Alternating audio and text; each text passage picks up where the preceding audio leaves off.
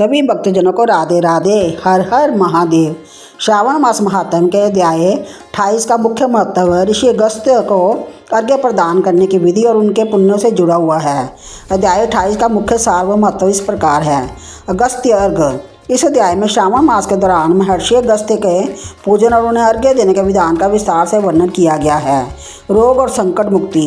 मान्यता है कि सावन में 28वें अध्याय में कथा सुनने व पढ़ने तथा अगस्त्य ऋषि को विधि पूर्वक अर्घ्य अर्पित करने से जीवन के कष्ट, बीमारियां, पाप दूर होते हैं। सकारात्मक ऊर्जा और तेज। इस अनुष्ठान से साधक के जीवन में संयम, आरोग्यता और आध्यात्मिक तेज की वृद्धि होती है।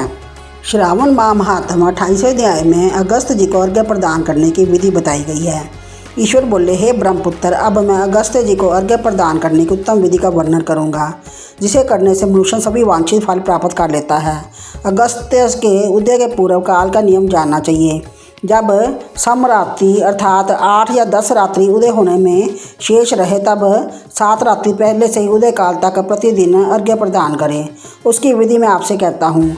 जब से अर्घ्य देना प्रारंभ करें, उस दिन प्रातःकाल श्वेत तिलों से स्नान करके गृह आश्रमी मनुष्य श्वेत माला तथा श्वेत वस्त्र धारण करे और स्वर्ण आदि से निर्मित कुंभ स्थापित करे, जो छिद्र रहित पंचरत्न से युक्त, घृत पात्र से समन्वित, अनेक प्रकार के मोदक आदि भक्ष्य पदार्थ तथा फलों से संयुक्त, माला वस्त्र से विभूषित तथा ऊपर स्थित ताम्र के पूर्ण पात्र से शोभित हो।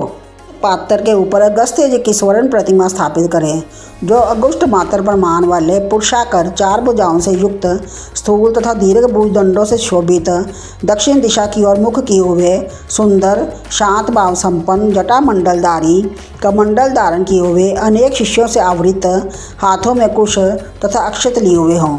ऐसे लोपा मुद्रा सहित मुनि अगस्त्य का आवाहन करें और गंध, पुष्प आदि 16 उपचारों तथा अनेक प्रकार के नैवेद्यों से उनका पूजन करें। इसके बाद भक्ति युक्त चित्त से उन्हें दही तथा भात की बलि प्रदान करें। इसके बाद अर्घ्य दें, जिसकी विधि इस प्रकार है। स्वर्ण, चांदी, ताम्र अथवा बांस के पात्र में नारंगी, खजूर, नारिकेल, कुशमांड, करेला, केला, अनार, बैंगन, बिजोरा नींबू, अखरोट, पिस्तक, नीलकमल, पद्म, कुश, दुर्वांकुर, अन्य प्रकार के भी उपलब्ध फल तथा पुष्प, नानाविध भक्ष्य पदार्थ, सप्त धान्य, सप्त अंकुर, पंच पल्लव और वस्त्र, इन पदार्थों को रखकर पात्र की विधिवत पूजा करें।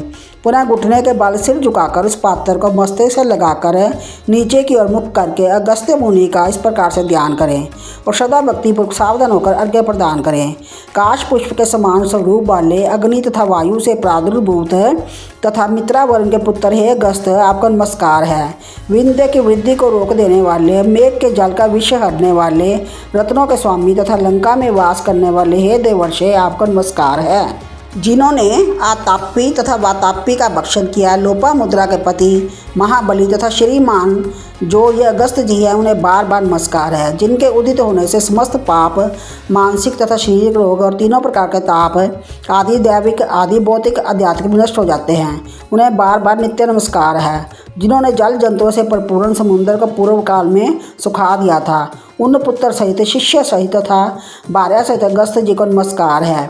बुद्धिमान द्विजाति अगस्त्य नद भया, इस वेद मंत्र से तथा शुद्ध पौराणिक मंत्र से अगस्त्य जी को अर्घ्य देकर उन्हें प्रणाम करें। इसके बाद लोपा मुद्रा को अर्घ्य दें।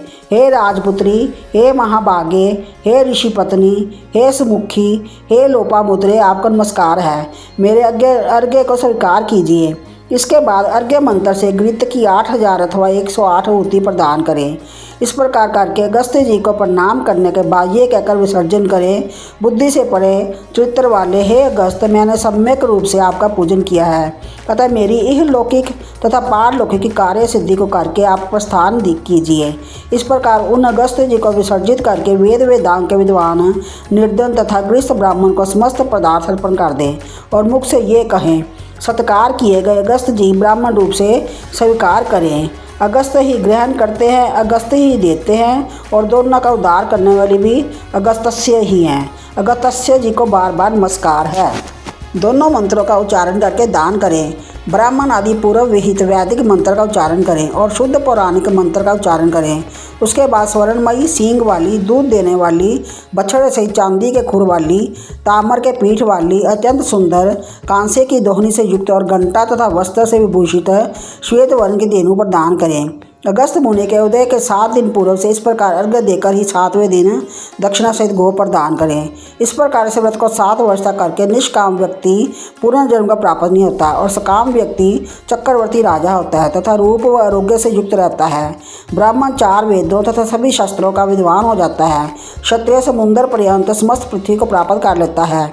वैश्य दान संपदा गोधन प्राप्त कर लेता है। शूद्रों को अत्यधिक दान, आरोग्य तथा सत्य की प्राप्ति होती है। स्त्रियों को पुत्र उत्पन्न होते हैं, उनका सौभाग्य बढ़ता है तथा घर समृद्धिमय हो जाता है।